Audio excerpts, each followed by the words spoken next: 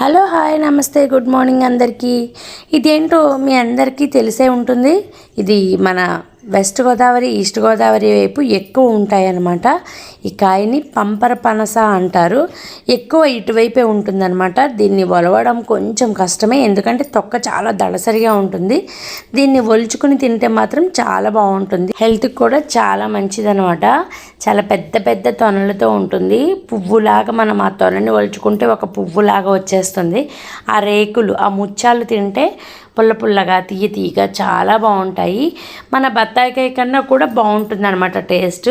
కావలసినంత పులుపు కావలసినంత తీపి ఉంటుంది. అది పండినది అయితే, అలానే పచ్చిదైతే బాగా వగరు పులుపు ఉంటుందన్నమాట. ఇలా ముత్యాలతో చాలా బాగుంటుంది. ఇది ఎప్పుడైనా మీరు తిన్నవాళ్ళు ఉంటే కామెంట్ చేయండి, తెలిసిన వాళ్ళు ఉన్నా కామెంట్ చేయండి. ఎక్కువ హైవేలో దొరుకుతూ ఉంటుందన్నమాట. Thank you for watching.